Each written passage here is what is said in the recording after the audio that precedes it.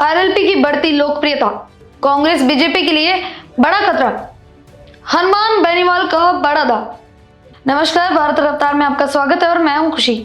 आज की जो हमारी मुख्य खबर है वह राजस्थान की राजनीति से जुड़ी है, जहां आरएलपी की बढ़ती लोकप्रियता को लेकर हम बात करने वाले हैं। आरएलपी सुप्रीमो और नागौर सांसद हनुमान बेनीवाल का बड़ा दाव कामयाब होता नजर आ रहा है, क्योंकि उनकी पार्टी के कार्यकर्ता लगातार सक्रिय हैं और लोगों के बीच जाकर प्रचार कर रहे हैं।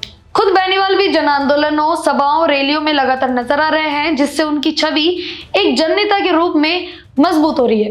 इसके अलावा वे कांग्रेस और बीजेपी के मौजूदा तथा पूर्व नेताओं से संपर्क में हैं और कई प्रमुख चेहरों को अपनी पार्टी में शामिल करने में सफल भी रहे।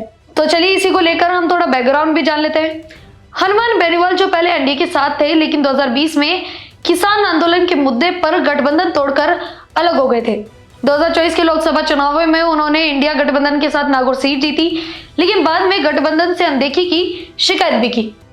अब 2026 में जब राजस्थान में राजनीतिक हलचल तेज है, बेनीवाल की आरएलपी तेजी से उभरी है।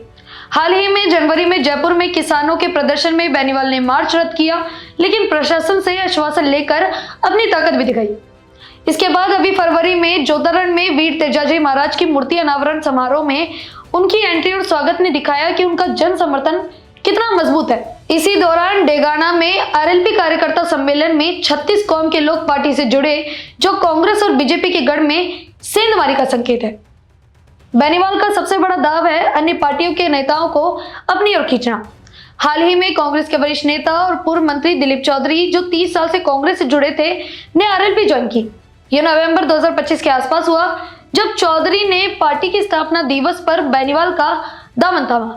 इसी तरह पूर्व आरएस अधिकारी प्रभाती लाल जाट ने भी आरएलपी में शामिल होकर सनसनी फैला दी। जाट ने बेनीवाल को लड़का बताते हुए पार्टी ज्वाइन की और सीकर में उनके बचीड़ में उप मुख्यमंत्री के गांव से भी लोग आरएलपी से जुड़े। ये ज्वाइनिंग 2025 और 26 में हुई, जो दिखाती है कि बेनीवाल पूर्व नेताओं को अपनी पार्टी में लाकर आधार मजबूत कर रहे हैं। पर ये सब कांग्रेस और बीजेपी के लिए खतरा कैसे हुई, तो चलिए ये भी जान लेते हैं। क्योंकि आरएलपी की लोकप्रियता किसानों, युवाओं और ग्रामीणों के बीच बढ़ रही है। बेनीवाल लगातार भ्रष्टाचार, पेपर लीक और किसानों मुद्दों पर सरकार को घेरते हैं। अगस्त 2025 में उन्होंने ईडी छापों और पेपर लीक पर सवाल उठाए और 100 दिनों से ज्यादा धरने भी दिए। हाल ही में फरवरी में रियाबड़ी में किसान स्वाभिमान रैली में उन्होंने मिड डे मील घोटाले पर कांग्रेस और बीजेपी की मिलीभगत का आरोप भी लगाया। एक्स पर उनके समर्थकों के पोस्ट से पता चलता है कि भरतपुर से बाड़मेर तक आरएलपी का कारवा बढ़ता नजर आ रहा है और वो कहते हैं कि बीजेपी कांग्रेस धोखा है, अब आरएलपी ही आखिरी मौका है।